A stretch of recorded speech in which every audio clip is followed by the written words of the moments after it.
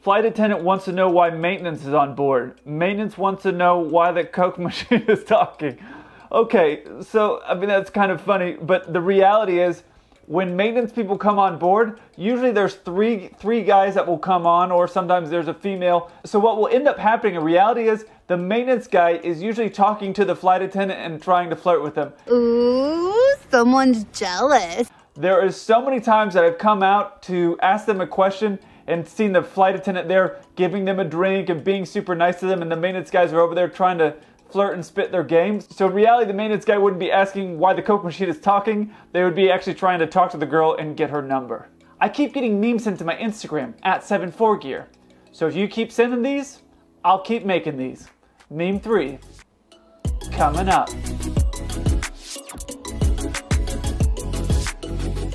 Hey 74 crew, welcome back. If you don't know me, my name's Kelsey. I'm a 747 pilot. My channel, 74gear, is all about aviation. Today I'm in Los Angeles, California, but I'm not at a typical hotel. As you can see, I'm staying in a house that I rented so I can shoot a series that I've wanted to do since I started this channel. So I'm out here filming that, and you'll hopefully start to see the beginning part of that in the next month or so. If you've been following me on my Instagram, you've been seeing some of these stories of some smaller aircraft. Don't worry, I'm not leaving the 747. I'm just doing another series, kind of like my Hollywood versus reality, or now my meme series that you're watching now. Before I get into this meme 3 video, I want to thank all of you for sending me memes over these last month or so, as well as giving me ideas for other videos. I really appreciate all of you in the 74 crew. Thank you for being a part of this. Thank you for sending me these memes. I honestly wouldn't have time to go out and find all these. So if you keep sending these to me, we'll keep making these videos. Let's get into it. So you're a pilot. What airplane do you fly?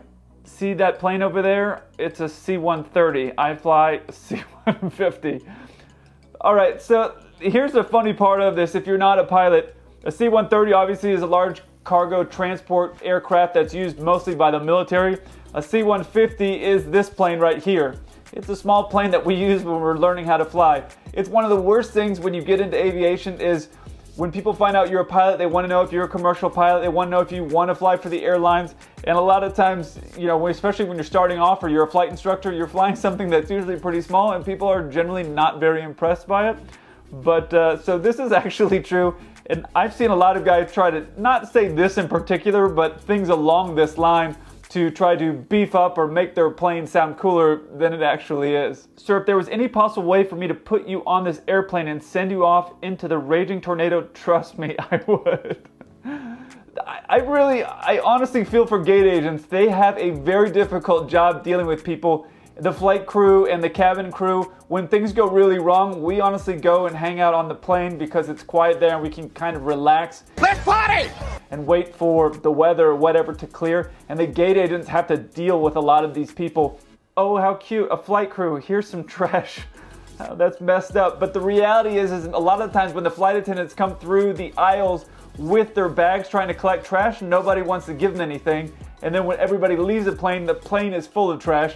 If you're a flight attendant, you know that you'll go through up and down the cabin tons of times with your bag, asking for trash, people ignore you, and there's been a lot of times where I've gotten off the plane or back at the regional days, a lot of times we would have to go back and cross the seatbelts ourselves, and I would see trash all over the place, and I would always ask the flight attendants, like, did you go through and offer to get the trash? And they're like, you have no idea, and they would see trash in the back seats or in the floors, and a lot of times just people wouldn't give it to them.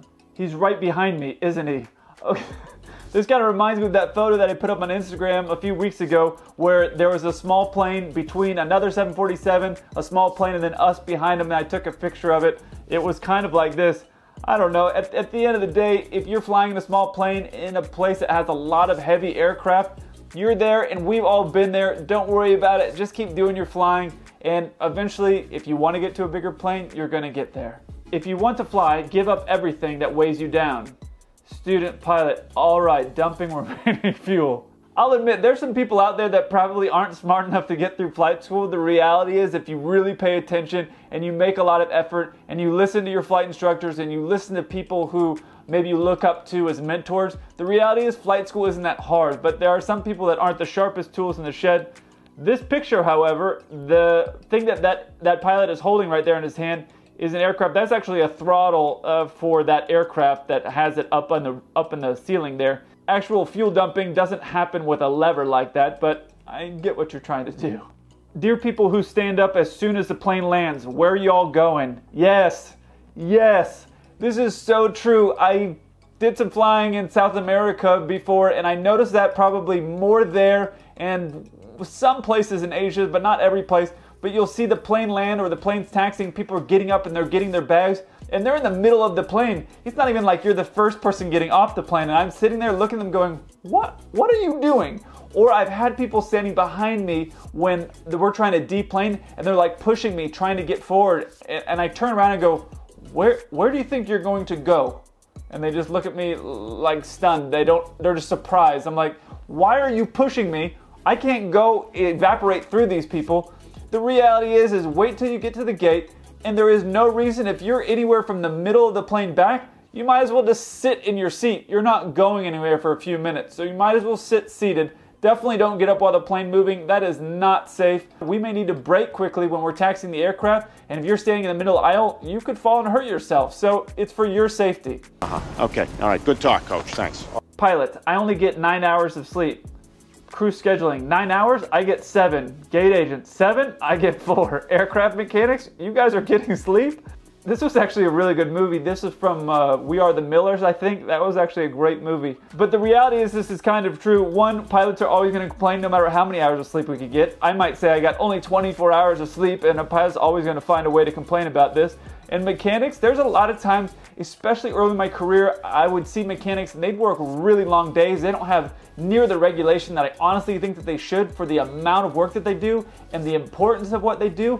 They can mess stuff up really easily while they're flying or while they're working that we won't notice until we're flying. Now, they have a lot of redundancies for people to check it and things like that, especially at the larger airlines, but they have no real safety as far as for hours of service like we might have as a pilot. Now, are they getting no sleep? I don't know if that's the case, but it's true. Mechanics do work a lot, and there are a lot of times they're really undervalued. You told me you were a pilot, simulator pilot.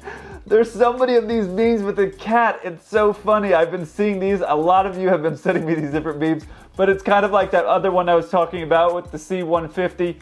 It's really a true thing when you're a new pilot or when you're a simulator pilot playing games on your home computer. I guess technically you're a pilot, right? But yeah, these cat memes are great for sure. First day as a pilot, control tower. Can you give me your position? Me. I'm next to the cloud that looks like a lion. Control tower. Can you be more specific? Me. Simba. First of all, I don't know why they keep calling it a control tower because it'd be called air traffic control, but I get what they're saying. It's tough when you're out there and you're on the radio and you're new and you're trying to figure out how to fly the plane, talk on the radio, maintain your altitude. It's a lot going on. I would look back on it and I think, how did it all go so well without having any problems? The truth is that it is a lot going on. You are going to be overwhelmed and you're going to sound stupid on the radio. That's why I made that video about talking better on the radio. It's important that you practice those things so that way when you are stressed and overloaded, your instincts take over and you're not saying things like, I'm next to the cloud that looks like Simba. I'm sorry, Captain, but we have a bit of a problem with one of the passengers. Oh boy. Well, how many Twitter followers does he have? All right, well, okay, there's some truth in this actually. Obviously, there was a situation on United that happened and a few other cases where people have done something they weren't supposed to do and have tweeted about it or whatever. I've had some people tweet about flight attendants that were on aircraft that I was on where they were really honestly just looking to get a reaction, and they were tweeting some pretty nasty things about some of the flight attendants. The reality is this is the current world that we live in. So if you're a flight crew member or you're a cabin crew member, this is obviously part of the world that we live in, as there are always people looking to make or say something to get something for free or to get a reaction. Unfortunately, this is what it is now. Anybody want to say anything? I'm a pilot. I've talked about this a lot of times. Pilots always have to tell people that we're a pilot. I still find myself doing this all the time. I don't know why, but I will still do it. And most pilots I hear will say it because it's just something we're really proud of. And people are often intrigued about what we do. Sometimes early in a conversation, I will say I'm a pilot, And then I think to myself while I'm still talking, why are you saying that? I don't know why we do that, but it's just something that we do. How you feel on your first solo before, during, and after. This is really true. I talked about that, I think, in that learning how to fly video. I talked about my solo and just how crazy it was with the wind and things like that. When you go to fly a plane for the first time, as you do everything in aviation, as soon as you get okay at something, you go to the next thing. So you never really become really good at anything because you're just trying to get to that next step as you go through your flight training. And it will be like that for your first couple thousand hours until you start getting really good and kind of honing all of your skills. The reality is that you're always going to be uncomfortable, and it's okay because, like I always talk about, you have to push outside of your comfort zone. It's going to be stressful and there's going to be points, but you just got to go back to your knowledge and use all the things that you learn as you go through about crew resource management and working as a team, and everything is going to be just fine. Pilot school, birds. Oh, and he chops them up. Oh man, that's cold-hearted. He wants to fly and he can't, so he gets up in a plane and chops all the birds up. If you want to see something else that's cold-hearted, you can see all the mean comments that people have left me over YouTube. I'll put a link to it right here. I look forward to hearing from you. Until then, keep the blue side up.